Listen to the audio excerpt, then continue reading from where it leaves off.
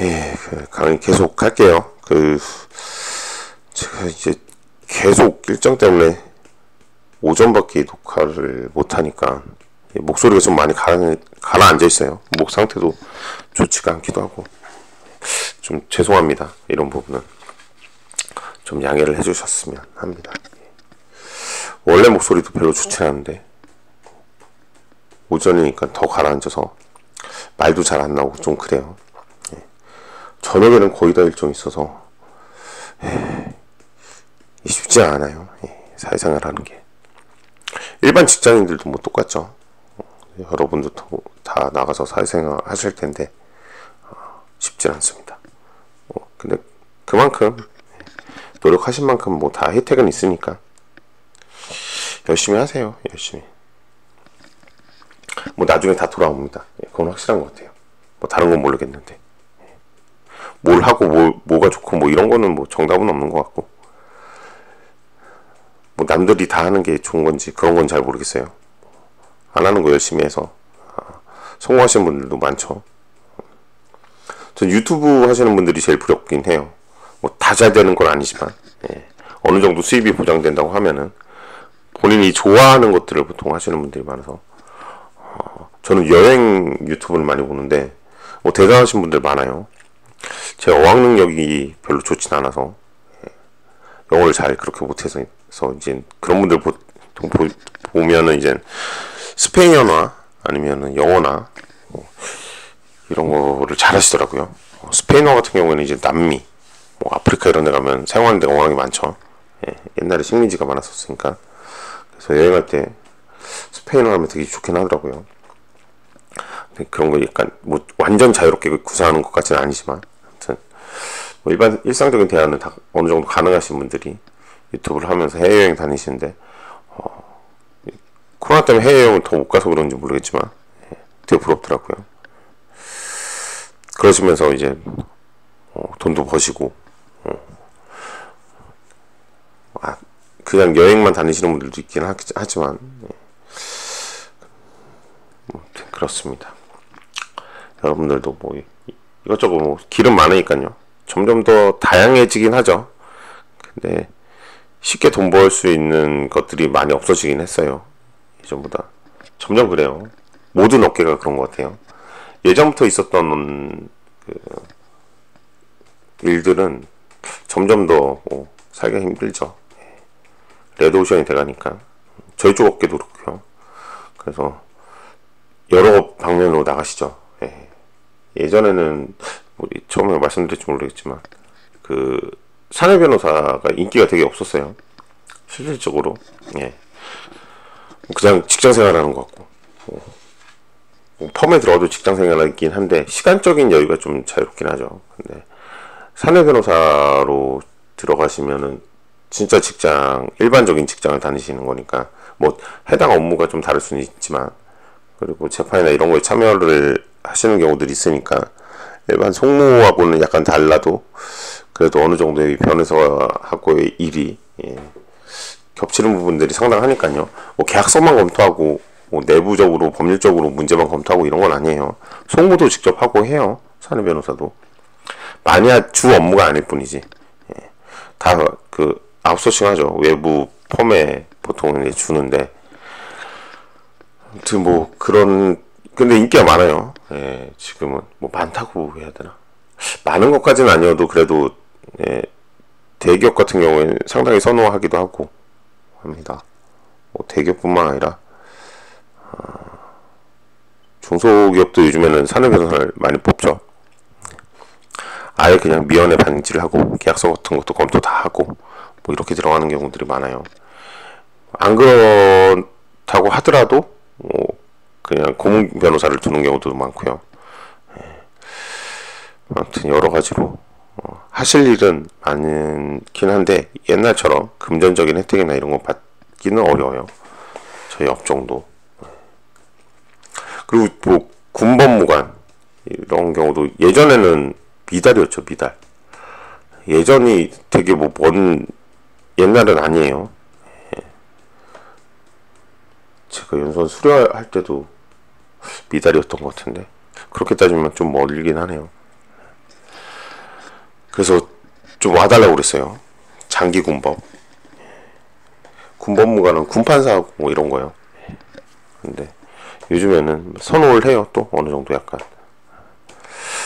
군법무관은 그래도 대우를 상당히 받으니까요.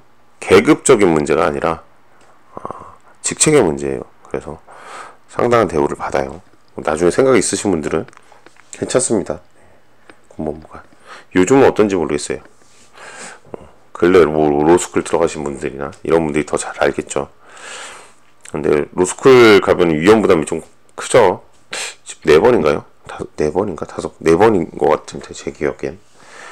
시험이 안 되면 다시 응시를 할 수가 없어서 참 어렵습니다. 여러 가지로.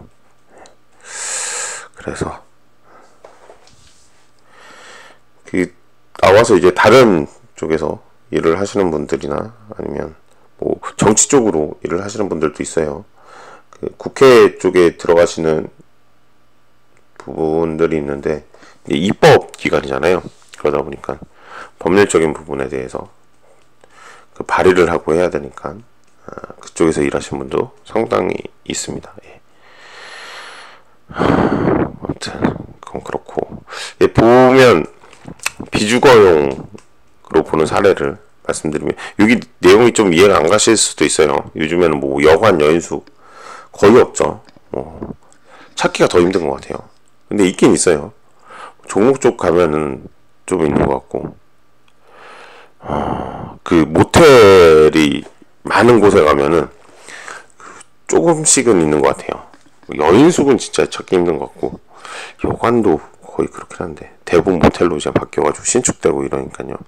옛날 그 건물에서 지금 현재 뭐 여관 여인숙은 뭐라고 해야 될까? 대부분 그런 분들이 주거지가 일정하지 않으신 분들이 이용하는 경우들이 좀 많으신 것 같아요. 달방이라고 아시나요? 달방. 그렇게 생각하시는 경우들이 있습니다. 어떻게 보면은 이제 레지던스 개념이죠. 그래서 한 달 뭐 이렇게 해서 월세처럼 주고서는 식사는 아니죠. 자기만 하는 거죠. 해결하는 경우들이 있습니다. 근데 이제 지금 제가 모텔은 모르겠네요. 이게 무인텔이 요즘에 많죠. 그래서 유사하다고 보기 좀 어려운데. 근데 모텔 같은 데 가시면은 앞에 뭐 조그만 방이라고 하기는 카운터 같은 게 있죠. 그냥 카운터가 있는 데가 있고 방 같은 형식으로 해서 그 안에서 이제 그 종업원이나 아니면은 거기 그 모텔 주인분께서 손님을 받는 경우들이 있죠. 요즘엔 방으로 돼 있는지 모르겠네요. 이게 모텔 한번 갔다 와볼 걸 그랬네요. 그 사건 때문에는 몇 번 갔어요. 근데 근래에는 뭐 모텔이나 이쪽에서 일어난 뭐 현장을 굳이 갈 사건은 있지는 않아가지고 가장 근래 있었던 거는 영광에서 이제 모텔에서 어떤 분이 미끄러지셔가지고 그 모텔을 상대로 해가지고 소송을 하시는데 그때 한번 가봤어요. 근데 거기는 무인텔이었어요. 무인텔. 그래서 거주하는 방이나 이런 형태로 있는지 모르겠어요. 아무튼 그런 방이 잘 모르시면 그냥 상상이 좀 맡길게요. 입구에 들어갔는데 카운터가 있는 게 아니라 조그만 방이 있어서 거기 이제 창문 같은 게 있겠죠. 창문 같은 데로 손님한테 키를 주고 돈을 결제를 받는 뭐 그런 시스템으로 운영이 된다 하면 그 방이 뭐 실질적으로 주거용으로 사용되는 건 아니죠. 카운터 개념인데 뭐 일반 식당 같은 경우에는 계속 손님이 왔다 갔다 하니까 거기에서 손님을 받기 위해서 방에 계속 장시간 있을 수는 없으니까 있을 리가 없죠. 장시간 동안 뭐 거기서 뭐 2시간 3시간 있다가 손님이 온다든지 이런 상태가 아니니까 상관은 없겠지만 오랫동안 손님을 기다려야 되고 뭐 그럴 경우에는 일부 약간 거주하는 형태로 편하게 쉴 수 있게 마련하는 경우들이 있죠. 예. 그런 방이라고 생각하시면 돼요. 그거는 뭐 경영을 위한 거지, 영업을 위한 거지 주거를 위한 건 아니겠죠. 예, 그럴 땐 비주거용으로 봅니다.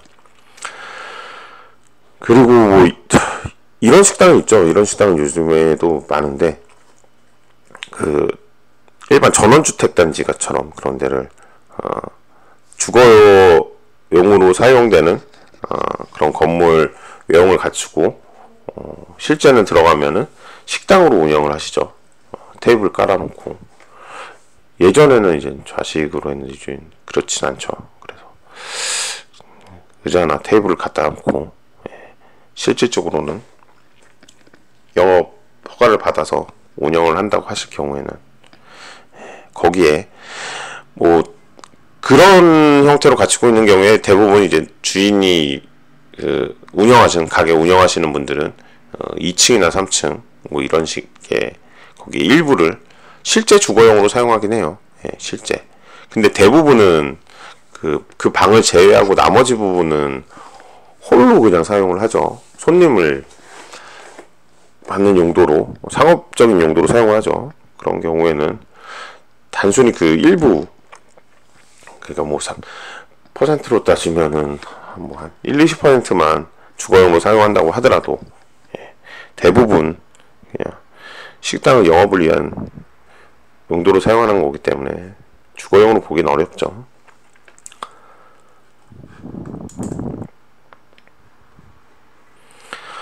이거 아까 전부터 계속 설명드린 거예요. 예, 주거용이라고 본 사례는 인쇄소, 뭐 슈퍼마켓 경영하고 비주거용으로 사용되는 부분이 더 넓기는 하지만 주거용으로 사용되는 부분이 상당한 면적을 가진 시설이 있고, 그리고 뭐 거의 이게 가장 중요하죠. 뭐 유일한 주거인 사실이에요. 유일한 주거인 경우에는 뭐 진짜 그 협소한 경우에는 뭐 상관이 없겠지만 아까 전처럼 주거용으로 사용되긴, 실질적으로 주거용으로 사용되긴 하지만 뭐 상당 부분이 영업용으로 사용되고 있는 경우에는 아니라고 볼 수 있지만 상당한 면적에 대해서 유일한 주거인 경우에는 주거용으로 볼 수 있다. 뭐 그렇게 생각하시면 돼요. 주거용 건물의 전부 또는 일부를 임대차에 관하여 적용한다. 뭐 일부 임대차 가능하죠. 일부 임대차 하는 경우, 뭐 전대차 뭐 이런 경우하고는 좀 다르죠. 전대차는 임차인이 다시 다른 사람한테 빌려주는 거고, 일부 임대차는 이 전대차에서 많이 생기긴 해요. 특히 주택은 아니긴 한데 상가 건물 같은 경우에서 뭐라고 그러지? 샵인샵이라고 하죠.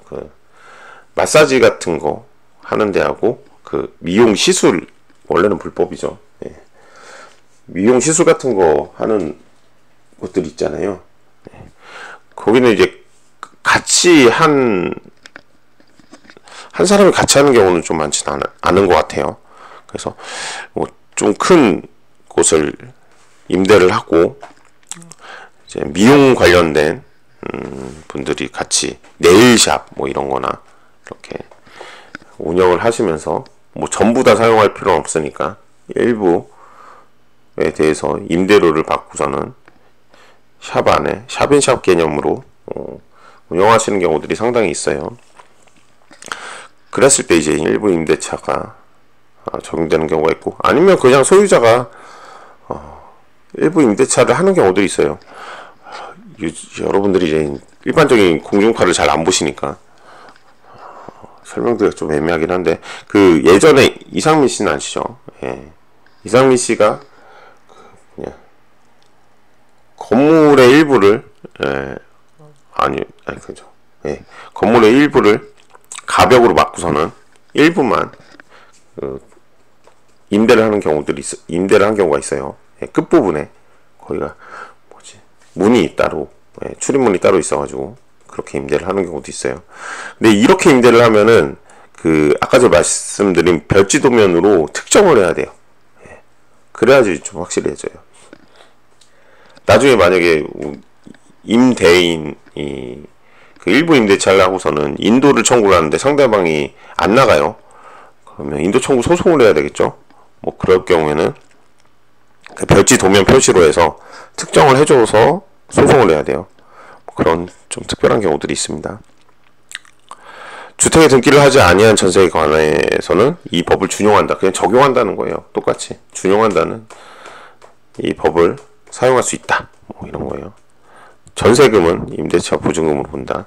임대 보증금이 일반적인 법률상 용어죠. 전세금보다는 뭐 용어를 굳이 구별할 필요까지는 없어요. 근데 일반적으로 다 통용되는 용어들이니까. 뭐 저번 시간에도 말씀드렸지만 소유자일 필요는 없어요. 그러니까 다른 사람 건물도 다 처분할 수 있는데 임대차도 할 수 있겠죠. 적법한 임대 권한을 가진 임대인. 뭐 그래야 되겠죠. 원래대로라면. 근데 임대차 계약 자체가 유효 여부를 따지는 거는 좀 다르긴 해요. 임대차 계약은 뭐 기망이 아니라고 한다면 직접 사용 수익하게 해줄 수 있는 상황이라면 적법한 임대 권한은 없는데 사용 수익을 할 수 있는 있게 해주기만 하면은 임대차 계약 자체가 하자가 있다고 보기는 어려워요. 처음부터 소유자인 걸로 모르고 계약했을 가능성이 높으니까요. 일반적으로 등기부등본은 다 보죠. 그런데 등기부등본에 소유자가 이름이 있는데 당사자랑 달라요. 그러면은 소유자 아닌 거를 알고서는 계약을 한 거겠죠. 근데 뭐 그럴 수는 있겠죠. 조금 있으면 이제 자기가 소유권을 넘겨올 거다. 뭐 매매계약서 같은 걸 보여주면서 그럴 수는 있겠죠. 근데 그 매매계약서를 뭐 위조를 했다. 이러면 기망행위니까 그건 하자가 있는 거고 뭐 그런 게 아니다. 근데 나중에 뭐 계약이 좀 잘못됐고 실제 거기서 거주를 한다. 그러면 그냥 계약 해제 사유밖에 안 되는 거예요. 소유자는 뭐 단독 소유자, 공동 소유자, 요즘엔 공동 소유 많이 하시죠. 이제 결혼하시고 하시면서 예전에는 이제 단독 소유로 대부분 하셨죠. 이제 어르신들이나 아무래도 이제 뭐 그때 가부장적인 그런 게 계속 남아 있었으니까 남자가 해야 된다. 등기를 해야 된다. 남자 명의로 뭐 그런 경우도 있고 요즘에는 오히려 이제 배우자 명의로 그 여성분들 명의로 하는 경우도 오히려 더 많기도 해요. 사업 문제 때문에 그러죠.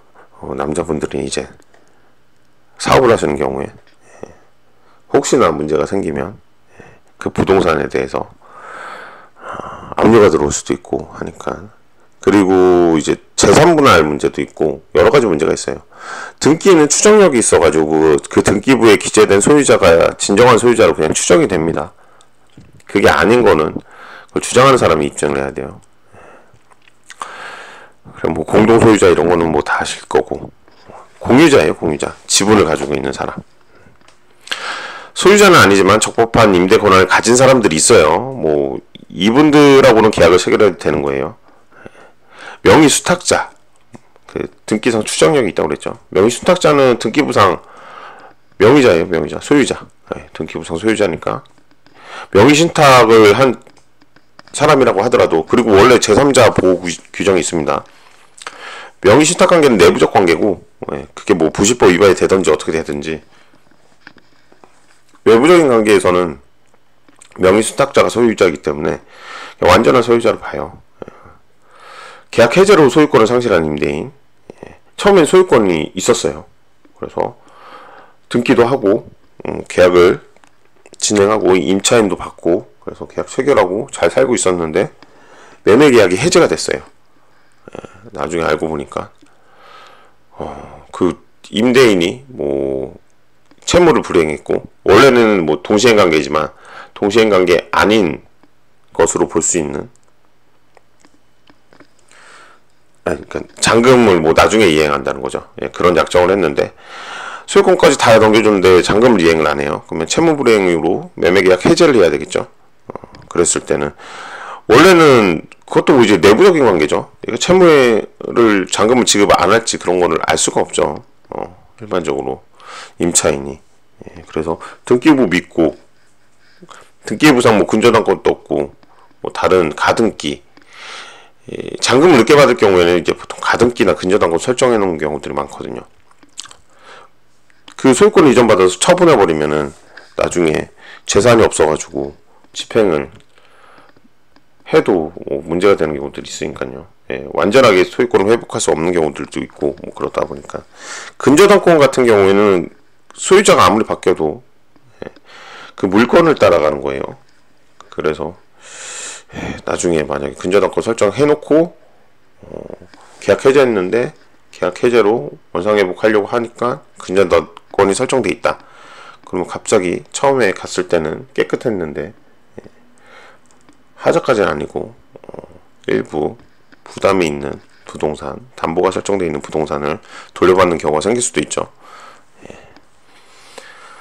뭐 사실상의 소유자 이런 경우에 처분할 수 있는 권한이 있는 사실상의 소유자. 근데 이런 경우에는 뭐 위임장이나 이런 거로 확인이 돼야 돼요. 말이 사실상의 소유자지. 그런 부분을 나중에 입증하는 거는 임차인이 입증을 해야 되거든요. 적법한 권한이 있는 자하고 임대차 계약을 체결을 했다. 이런 거는 나중에 임차인이 입증을 해야 되니까 위임장이나 아니면 그에 상응하는 입증할 수 있는 자료들이 있어야 돼서 실제 위임장이나 이런 걸 받아요. 사실상 소유자라고 하더라도 등기부상 소유자하고 관계나 이런 걸 확인을 해야 되니까요. 제가 좀 말도 약간 느리고 그래서 그런지 좀 느리네요. 조금만 빨리 할게요. 대항력, 그죠? 이게 뭐 대항력이 가장 중요하죠. 이해관계를 가진 내가 임대인이다, 임차인이다. 다른 사람한테 내가 여기 임차인이니까 다른 사람들보다 우선할 수 있는 뭐 점유에서 사용할 수 있는 권한이 있다. 뭐 이런 것처럼 주장할 수 있는 권리의 능력이에요. 뭐 대항한다, 뭐 이런 거죠. 뭐 말 그대로죠. 어떻게 보면은 매도인 매수인, 그러니까 뭐 매매 계약을 임대차 계약을 하고 나서 중간에 임차인한테 얘기도 안 하고 팔 수 있어요. 소유자가 임차인의 승낙을 얻어야 되는 건 아닌데 뭐 임차인이 계약을 해지할 수는 있죠. 나중에 뭐 그거는 별개로 하더라도 그렇게 마음대로 팔 수는 있는데, 그렇게 팔면은 매수인이 나는 뭐 임대차 있는지 몰랐다, 나가라, 그런 거 못해요. 당연히 대항력 때문에 못하는 거예요. 매수인은 포괄적으로 임대차 관계를 승계를 한 자로 봐요. 그래서 주장할 수 있죠. 임대차 보증금 지급해달라고. 일반적으로 해서 임대차 보증금을 승계한 걸로 봐서 매매대금에서 공제를 하죠. 갭 투자가 뭐 이런 형식이죠. 뭐 법의 규정, 임대차는 그 등기가 없는 경우에도 임차인이 주택의 인도와 주민등록을 마칠 때 제3자에게 효력이 생긴다. 대항력 자체는 인도하고 주민등록이에요. 주택의 인도, 주민등록, 이 두 가지를 요건으로 합니다. 전입신고를 한 때 주민등록이 시행된 걸로 본다. 뭐 다르게 증명할 이유가 없죠. 증명할 수도 없고. 그러니까 전입신고 한 때를 기준으로 해서 주민등록이 된 것으로 봅니다. 주택의 인도. 주택의 인도를 받아야 되겠죠. 인도 받는 건 뭐 이제 실질적으로 임차인이 점유하는 걸 말하는 거죠. 그러니까 사실상 지배력을 이전하는 걸 말하는 거예요. 뭐 지배력은 점유예요, 점유. 임차의 목적은 점유해서 사용하려고 하는 거잖아요. 주택 임대차의 목적은. 현실인도 실질적으로 점유를 하는 거예요. 이사 가는 거죠. 이사 가고 이사 오는 거죠. 임차인 입장에서 이사 가는 거고. 뭐 그런 식으로 인도를 하고, 뭐 간이인도는 중간에서 그냥 원래 인도한 걸로 뭐 친다고 봐야 되나? 그런 식으로 생각하시면 돼요. 반환 청구권의 양도는 이제 점유권이 있잖아요. 점유할 수 있는 그런 점유권에 대해서 반환 청구를 할 수 있거든요. 그런 거 청구권을 양도하는 것도 포함해요. 근데 뭐 이건 거의 이런 일은 없어요. 뭐 점유 계정 뭐 이런 경우도, 이 점유 계정은 그래도 좀 있을 수 있어요. 뭐 여러분들이 뭐 임대인의 입장에서 이제 집을 소유하고 있어요. 소유하고 있는데 뭐 지금처럼 이제 뭐 다주택자 중과세 뭐 이런 게 있어가지고 집을 팔아야 되긴 팔아야 될 것 같아요. 그런데 뭐 애들 학업 문제나 뭐 이런 것 때문에, 아니면 직장 문제나 여기서 계속 살아야 될 것 같은 상황이 벌어질 수도 있잖아요. 그럴 때는 보통 매도를 하고 매수인한테 그렇게 처음부터 조건을 하겠죠. 내가 이거 매도는 할 건데 내가 여기서 거주는 할 거다. 그러니까 나한테 다시 임대차를 할 매수인을 찾겠죠. 예. 그랬을 경우에 그 매수인이 새로운 임대차를 하는 거를, 그러니까 매도인한테 임대차 하는 거를 합의를 한다고 하면은 이사를 갔다가 뭐 어딜 나갔다 올 필요는 없겠죠. 이땐 그래서 그냥 그대로 있는 거예요. 그대로 있는데 계속 임차해서 그냥 점유를 하고 있다는 의사표시, 뭐 실질적으로 의사표시 할 것도 없겠죠. 그냥 내가 여기에 있는 거니까. 예. 그러면은 그냥 점유 계정의 경우에도 가능합니다. 예. 주민등록상하고 등기부상하고 이제 당사자가 달라지겠죠. 주민등록에서는 계속 전입신고는 돼 있을 거고, 등기부상은 소유자가 달라지겠죠. 그래서 제3자가 봤을 때는 주민등록상 당사자가 소유자랑 다르니까 임대차 관계가 있다고 생각을 하겠죠. 이게 집행하고도 이런 이제 확인하는 방식이 집행하고도 좀 연관이 있는데, 여러분들이 뭐 나중에 돈을 받아야 되는데 못 받을 경우에 상대방의 재산이 뭐가 있는지, 가압류를 할 수 있는지 해야 되겠죠. 부동산 같은 게 있다고 하면은 미리 가압류를 해놓고 다른 데 처분하면 나중에 돈을 못 받을 수 있으니까요. 부동산 가압류를 하는데, 부동산 가압류를 할 때 가장 먼저 확인하는 건 상대방의 주소지겠죠. 실제 거주하는 곳이 그 사람 부동산인지 채무자의 부동산인지 확인을 먼저 하는데, 채무자의 부동산이 아니에요. 들어가 보니까, 등기부를 확인해 보니까 이름이 달라요. 그러면 임대차 관계라고 봅니다, 보통. 그랬을 경우에는 부동산 가압류가 아니라 채권 가압류를 들어가야 돼요. 근데 채권 가압류는 유동성 있는 금전을 압류하는 거라 현금 공탁을 요구해요, 법원에서. 그래서 쉽진 않아요. 좀 다에게 현금이 묶이는 거니까요. 나중에 돌려받을 수 있다고 하더라도. 그래서 쉽지는 않은데, 그런 식으로 확인을 하고서는 집행을 합니다. 실제 압류 추심, 나중에 뭐 판결문을 받아서 집행을 할 당시에도 당사자 주소지를 봤는데 본인 주소지에 부동산 소유자랑 다르다 그러면은 부동산 소유자를 상대로 해서 임대차 보증금 반환, 임대차 보증금에 대해 채권 압류 추심을 들어가요. 그러면 임대인이 임차인한테 반환을 못하죠. 예. 반환을 하면은 손해배상을 하셔야 됩니다. 예. 나중에 여러분들이 임대인에서 뭐 임차인이 들어왔는데 임차인을 상대로 해서 임대차 보증금 가압류가 들어왔다, 아니면 압류가 들어와서 추심이 됐다, 그러면은 지급을 하시면 안 됩니다. 지급하시면 그거는 본인 잘못이세요. 예. 본인 잘못으로 나중에 문제가 생기면은 그 채권자들한테 손해배상을 하셔야 되는 상황이 벌어질 수도 있어요. 뭐 임차인한테 나중에 다 뭐 구상권을 청구하든지 할 수는 있겠지만 그 번거로운 절차를 해야 되는 상황이 벌어질 수도 있죠. 그리고 임차인이 자력이 없을 수도 있고, 그러니까 그런 건 주의하셔야 돼요. 가끔 그런 거 물어보시는 분들 있으세요. 지금 3분의 1 조금 넘겠는데, 다음 시간에 쓸데없는 얘기 안 하고 수업만 할게요. 예. 우선 여기까지 하고 다음 시간에 하겠습니다.